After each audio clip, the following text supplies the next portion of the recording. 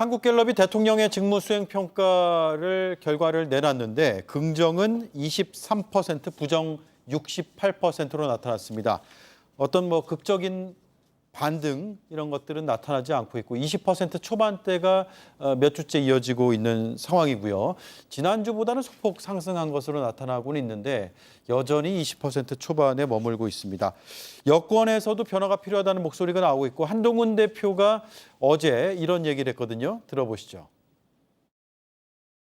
우리가 무조건 민주당을 반대하기만 한다. 또는 무조건 정부 입장을 무지성으로 지지하기만 한다라는 식의 오해를 받아서는 안 됩니다. 민주당을 무조건 반대해서도 안 되고 또 정부를 무조건적으로 지지하는 것도 안 된다.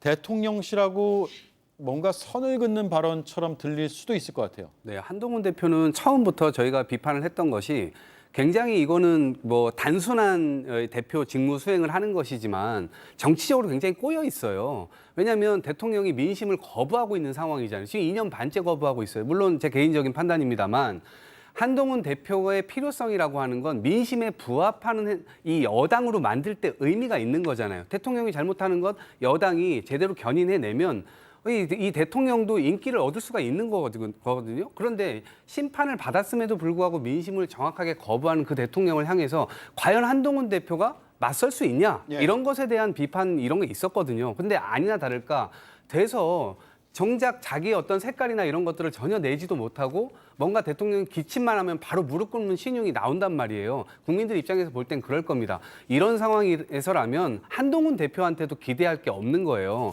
그러니까 저는 한동훈 대표가 정말로 뭘 하고 싶다 이러면 저는 지금쯤에서는 의대 증원 문제와 관련해서 장차관 경지를 걸고 그리고 어쨌든 2025년 유예 이런 것들을 걸고 그리고 또 하나 최상병 건과 관련해서 네. 이런 것들을 걸고 전당원 투표든 자기의 직을 걸고 뭔가 정치적 수를 보여야 된다. 그렇지 않으면 지금처럼 여당과 대통령실이 함께 망하는 구조로 갈 수밖에 없는 거거든요.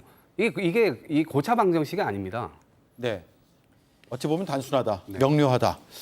자, 김윤영 위원 생각부터 먼저 듣고 제가 김성열 위원 질문 드릴게요.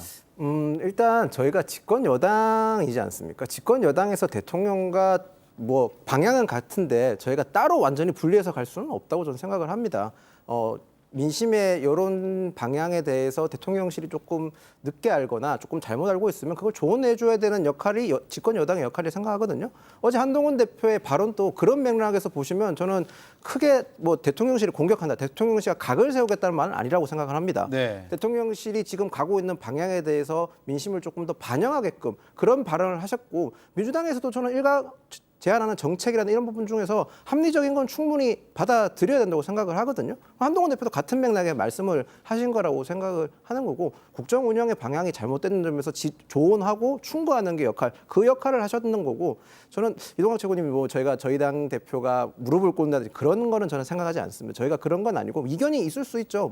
민주당처럼 저희가 일국 체제는 아니니까 저희는 충분히 이견도 나타낼 수 있고 대통령 앞에서도 저희가 독도 요청도 계속 하고 있는 거 아닙니까? 그런 점도 봐주시길 부탁드리겠습니다. 예. 예.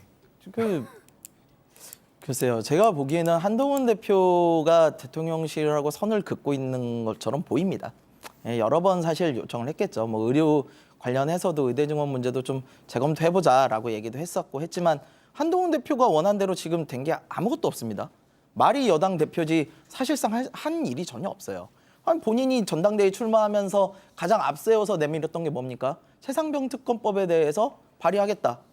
지금 10명을 못 채워가지고 못한다는 소문이 많아요. 네. 본인은 하고 싶은데 의원들 설득을 못한다. 그러니까 속된 말로 바깥에서 바지 대표니 하는 이야기가 그냥 나오는 건 아닙니다. 제가 보기에는 뭔가 성과를 보이지 않는 한 이런 얘기는 계속 될 거고 그 상황에서 조급함을 많이 느끼셨을 거예요. 그 조급함이 저는 어제 나온 대로 워딩에 녹아 있다고 생각을 하거든요. 저희가 전체적인 문장의 맥락을 봐서는 충분히 하실 수 있는 이야기지만 정부 입장을 무지성 지지해서는 안 된다. 무지성이라는 단어에 저는 좀 주목을 하고 싶어요. 굉장히 사실 비판적인 단어거든요. 그러니까 생각 없이 지지를 해서는 안 된다 그러는 거예요. 그 말은 뺐어도 됩니다. 정부 입장을 그냥 무조건 지지하지 하는 건 안 된다라는 식으로 해도 돼요. 근데 무지성이란 말을 굳이 넣은 것은 대통령실에 대한 어떠한 불편한 감정을 그대로 드러낸 것은 아닐까. 그래서 나는 대통령실과 어느 정도 선을 긋겠다라는 일종의 사인으로 좀 보이고요. 예. 근데 다만 이건 주의하셔야 돼요. 여당 대표가 이런 식으로 나가게 되면요. 대통령에 대한 레임덕을 여당이 초래할 수도 있습니다. 그렇게 되고 나면요. 여당이 대통령을 끌어내리는 형국이 될 수가 있어요. 근데 그만큼 지금 한동훈 대표가 힘이 있느냐? 저는 그렇게 보지는 않거든요. 그래서 한동훈 대표가 좀 많이 서두르는 감이 있다. 좀 이렇게 보고 있습니다. 예. 제가 요거 하나는 정정을 말씀드릴 게 있는 게 저희가 최상병 특검 관련해서 10명을 못 모으는 게 아니라 총의를 모아야 되는 점입니다. 지금 저희 국민의힘 지지층이나 국민의힘 의원들 중에서는 특검에 대한 거부 반응이 굉장히 큽니다. 이 특검이 위헌적 요소가 다분히 있고 또 악법 요소가 많기 때문에 특검에 대한 거부 반응이 되게 많은 상황에서 저희가 법안을 몇 명 모아서 수십 명 모아서 모아봤자 이건 또다시 정쟁이 되고 진실 규명과 멀어집니다. 네. 총의를 모아서 저희가 완벽하게 법을 만들어서 저희 당의 모든 의견을 일치시켜서 특검이 발의됐을 때 그 특검 민주당이나 저희 당이 원하는 특검이 발의돼서 진실 규명을 다가갈 수 있기 때문에 한동훈 대표가 총의를 모으는 과정이고 한동훈 대표가 출마했을 때 제가 그 얘기를 직접 들었었습니다. 출마하는 게 하지 말라는 조언을 되게 많이 들었다 하더라고요. 근데 당연한 거 아닙니까? 저희가 여당이지만 소수 여당에 윤석열 대통령의 국정의 방향은 개혁이지 않습니까? 국민적 지지를 얻기보다는 국민적 저항이나 또는 좀 지지율에 마이너스 요소가 많은 개혁을 국정과제로 삼았기 때문에 소수 여당의 대표가 돼봤자 본인에게 득보다는 실이 더 많을 정치적으로는 득보다 실이 더 많을 수 있음에도 불구하고 본인이 그걸 피하지 않겠다고 해서 네. 출마를 한 겁니다. 그런 진위까지 너무 왜곡해서 바라보시는 거는 좀 지양해 주셨으면 좋겠습니다. 네, 제가 막 든 생각인데 그러면 이 질문을 드릴게요. 총의를 모았는데 네. 총의가 반대예요. 네. 그럼 발의 안 하는 겁니까? 그러니까 한동훈 대표는 발의를 해야 된다고 주장하는 분이기 때문에 총의를 그래서 지금 모으는데 시간이 많이 그러면 걸린다. 설득과 뭐 이런 과정까지 포함된 총의 뭐 네. 의견 수렴 과정이라고 보면 돼요. 네, 저는 그렇게 보시는 게 제일 정확하다고 봅니다. 네.